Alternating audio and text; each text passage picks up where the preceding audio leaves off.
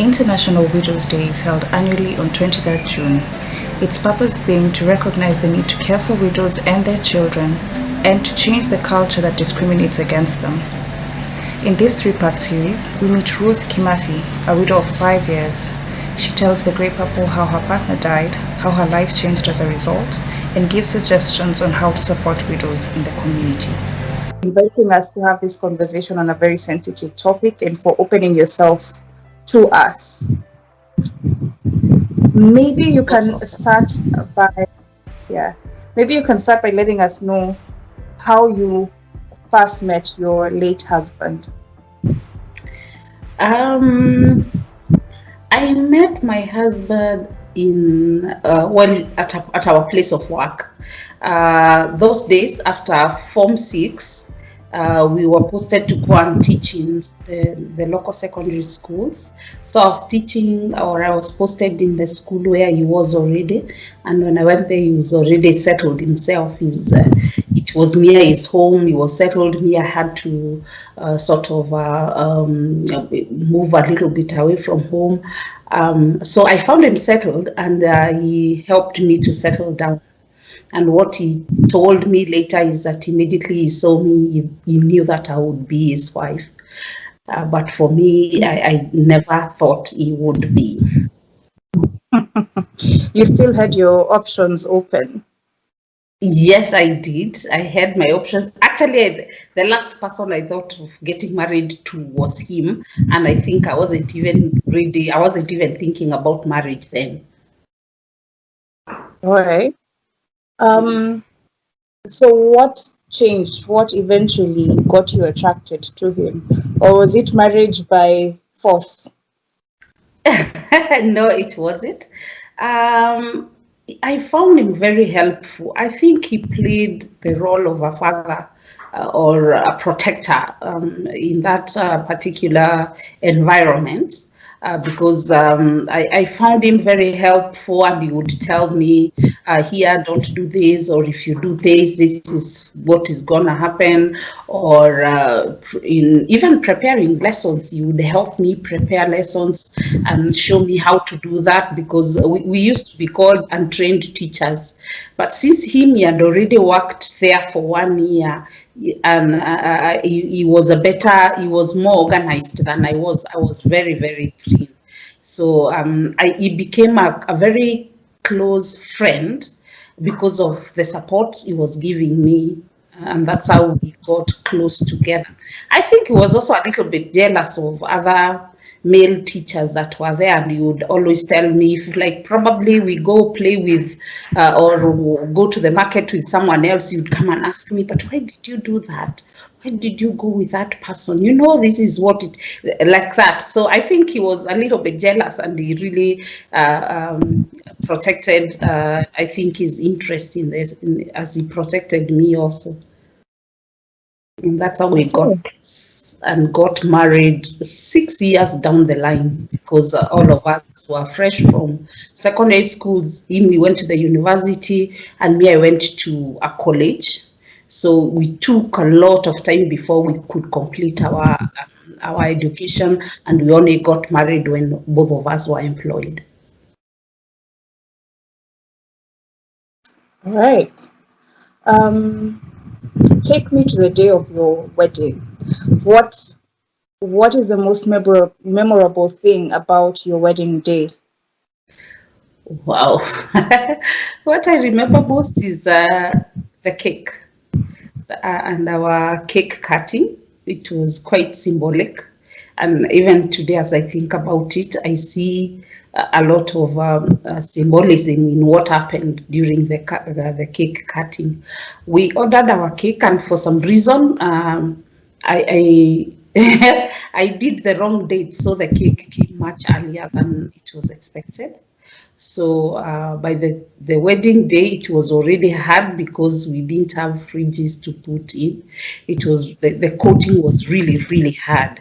So when we were cutting the cake, it was a real struggle to actually cut it. It wasn't like the way people cut and it just goes smoothly.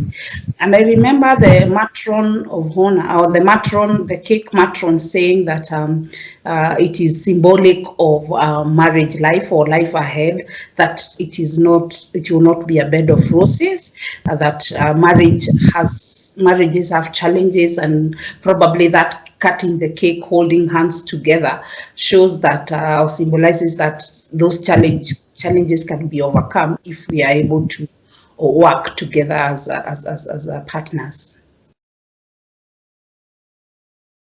Okay, that's interesting that you say that. Maybe you can give us a glimpse into the kind of marriage that you had. What was being married to him like? Well, it was very interesting at first. First of all, he worked away from Nairobi, and I was in Nairobi alone. So we met for a very short time during holidays, when he came over holidays. And because there was also moving up country and so on, we had very little time together, so to speak. But eventually, he came back to Nairobi, I think, 5 years down the line, and now we started living together. And I think that's when we really experienced each other as husband and wife. And definitely, just like any other marriage, we had our ups and downs, we had our quarrels, we had our fights, and resolving those fights and moving on. And every time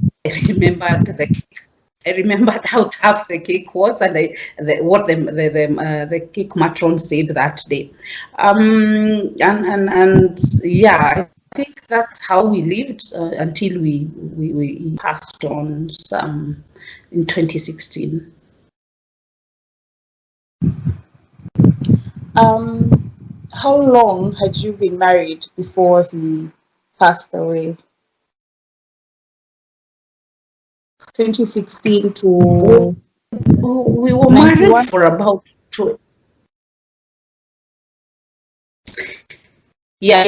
we got married in 1991, and in 2016, that's about 24 years and a few months. Actually, the year he died, we were supposed to have celebrated our silver jubilee in August of that month. But unfortunately, and we had started talking about it, but for some reason, he left. He had to go. So we had no silver jubilee to celebrate, so to speak. Take me to the day that you found out that he had passed on. How did you find out, and what was it like finding out that you'd lost your partner of 25 years? It was a crazy moment, so to speak. First of all, let me say, probably talk about what led to his death, because that way then I'll be able to flow. It was on 2016 January, when we had some funny people came in, and they were thugs. They broke into the house, and they were armed. Luckily enough, he was outside, and as me and the other family members were inside the house, and somehow they gained entrance to the house by pushing the door. I think my daughter opened the door to see what was happening outside, and in the process they came towards us. They were bringing him from outside because he had gone to pick the car from outside to drive it inside, and left the car outside. So he went to pick the car, and as he was coming in, there were people that were waiting for him at the gate, and they came in with him. So when my daughter had the commotion outside, instead of looking through the door, she opened through the window. She opened the door, and that attracted their attention. So they came into the house, and in the process, as they pushed the door to open, and my daughter was pushing it back, they shot her to let her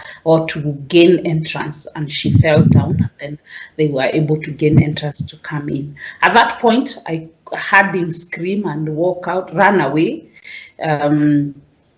And they came in, and they were looking all over, and I pleaded with them and so on and so forth. And when probably they realized their mission was not going to get accomplished, they went out and shot 3 times on the air.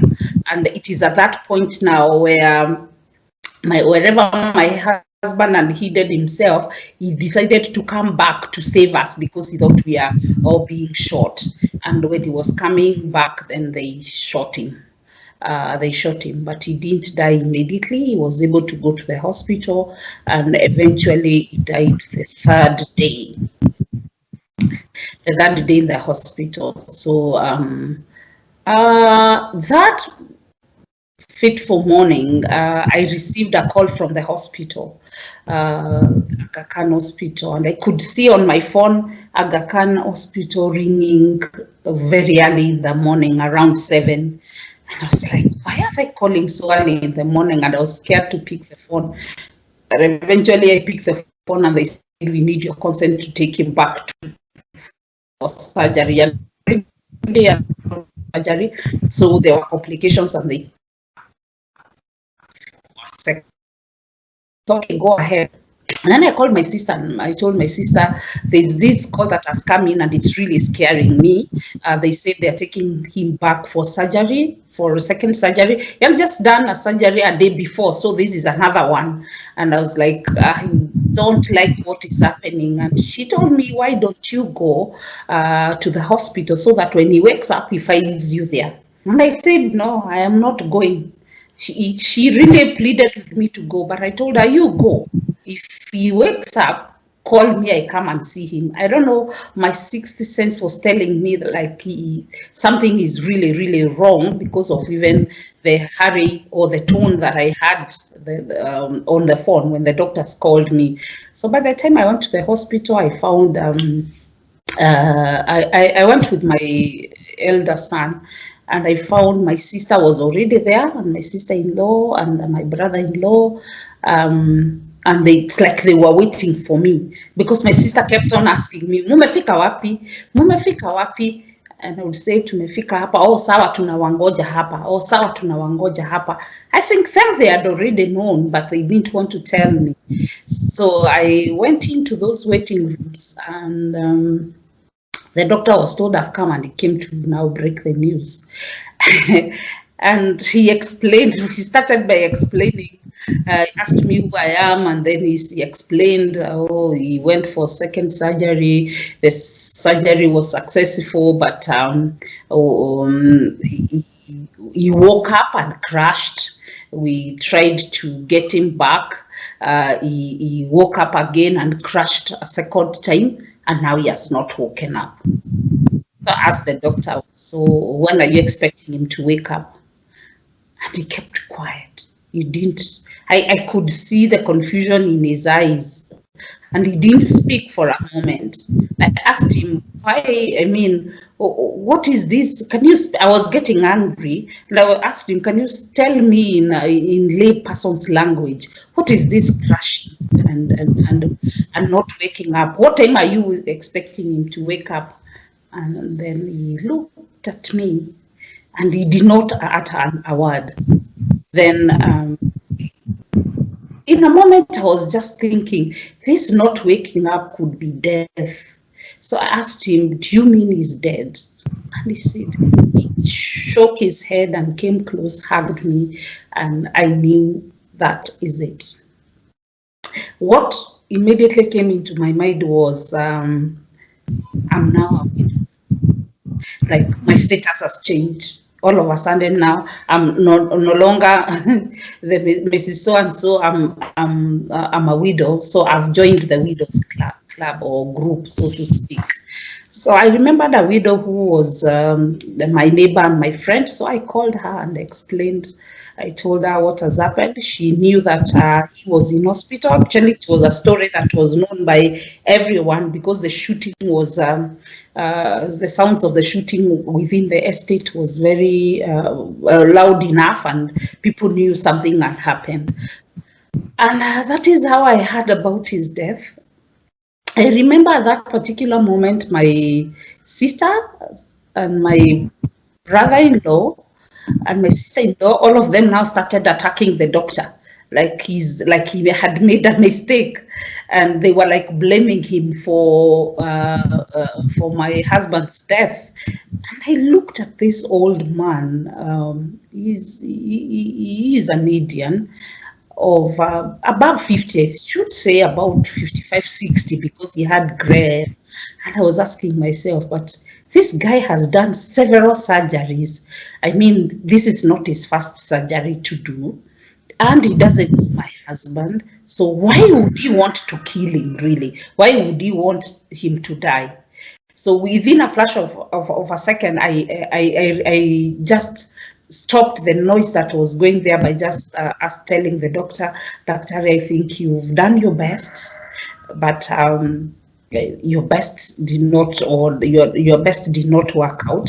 And thank you very much for trying your best to keep my husband alive. And everyone, I mean, to treat my husband. And everyone turned now. Those who are making noise, shouting at him, the room just went quiet. And I think at that point, I changed their thinking. I sort of did not join them to fight the doctor the way probably they would have expected, or the way that sometimes things happen. And that was it. And the next thing is I asked to see his body. I think I was very numb, so to speak. I numbed up my emotions, so to speak. I just asked to see his body, and the body was prepared. I was called into a room, and I remember when I touched his body, and he was cold, which means he had passed on in the morning, and they had already put him in the fridge. And I touched him, and he was cold, and I asked him, why? I asked the nurses that were standing there, why did you have to put him in the fridge? I mean, frozen and the like. And I was a little bit mad with them. And I was also mad with him because before he had passed on, or the previous day, he had told me how well, everything is fine, everything will be okay. You go finish up some of the things that needed to be done. I will come and join you. Don't stop anything that is happening. There was construction that was happening in the home. So you say, don't stop it. You go continue until I come back from hospital. I'll come and support you from there. So I was like, you have lied to me. Why did you lie to me that you will come back? You will come from hospital to come and support me. Now look at what you have done. And for a moment, I wished he's the one who is standing there and me lying on that couch, because I could see the confusion that he has left for me to sort out. The bills that I have to pay, the funerals, talking to children and all that. And I felt like he's just enjoying himself there while he has left me in total confusion and with problems to sort. But eventually I calmed down, and that is how it happened. Right. You've talked about talking to your children, and you've mentioned that your eldest son was there with you. How many children do you have, and how did you break the news to them? I have 3 children. At least my firstborn was with me, so he's the one who was screaming and joined the fighting, the doctor in the room. So him, he got to know from the doctor's mouth. But my daughter, was also admitted in the same hospital. Remember, I said she was also shot on her arm. So she had also gone for surgery, removal of I think the bullets and stitching and so on. So she was also in the same hospital. And they used to visit, like her, she used to visit my husband because he was in ICU and my daughter was in a general ward. So it was easy for her to walk up and they go and have chats. For my son, the small son was at home. We had agreed that we go first, then he will come and join us to see the father in the hospital. And I knew if he got to know it from any other source, it would be very. My fear was it might be not. The message might not be delivered in an appropriate manner. And I didn't trust anyone to deliver the message of death to any close member. I felt like I would do that better than any other person because I knew each person and how they are likely to react. So for my small son, I called my brother, my younger brother, to find out where he was because I thought he needed someone around. As I say this, because I'd left him in the house, I didn't imagine the reaction or what he would go through alone if I just dropped the bomb. So I called my brother and I told my brother, I asked him where he was. He said he was driving to some places in Kitengela.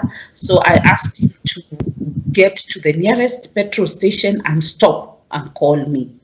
I think I was taking care of him so that I don't just drop this information to him when he is driving for fear of also accidents and the like. So he moved to the nearest petrol station and he called and I told him what has happened. I told him, do me a favor, leave your car at the petrol station, get a Uber or a motorbike and drive back home so that I can deliver this message to my son while you are there, so that he can take care of whatever reactions that will come out of it. And he did exactly that, and also called the widow I talked about, and she had come to my home. So I knew there are two people who can manage the reactions that will come out, and they'll be able to help each other in case of shock or something. So and when he came, he told me he's at home. I called his phone and told him, give it to my son. And that is then I told my son. My father went through surgery in the morning, but he has left us, he has passed on. And of course he started screaming, but I knew he was in good hands. Then the toughest person to tell was my daughter, because I knew they were visiting each other in hospital, and she was also in the same hospital, and she was also in that she was nursing her wounds. So that one I found it very difficult, but I asked my sister to go to the ward, first of all inform the nurse that these two, we were known in the hospital for those few days because of my moving up and down for signing surgery for this one and for this other one, and it was a story that was known even in the hospital within that short time. So I told her to tell the nurse, and they walk with the nurse to my daughter's room, and then she can disclose while the nurse is there, so that the nurse can take care of the shock or any reactions. Then and she did, and I think she did. Of course, she screamed and made a lot of noise, but the nurse and my sister was there to calm her down. I think she had also a boyfriend around, so she was calmed down, and things remained calm. Then my mother, telling my mother also I had to call, first of all, find out whether she's in the house, who else is in the house with her, because I feared that also she can get into shock. As she told me there was a neighbor lady I knew, so I talked to the neighbor, first of all, to confirm. Then I told the neighbor to give back her phone, and then I told my mother, this is what has happened. And of course, she started also screaming, and I challenged her to stop, because I realized if we follow that path, then I will be dysfunctional. So I asked her, now, if you are mother-in-law, if you scream like this, what do you expect me to do? And the way there is so much to sort out. Then she said, oh, then I stop. I will not cry again. It is okay. God has done his will. And she went on and on. I left her now to be taken care of by the neighbors that were there. And that's how I did. Even my father-in-law, the father of my husband, I had to look for a neighbor who is almost his age, to go home the following day. First of all, tell the person, observe the shop, and then goes home the following day to go and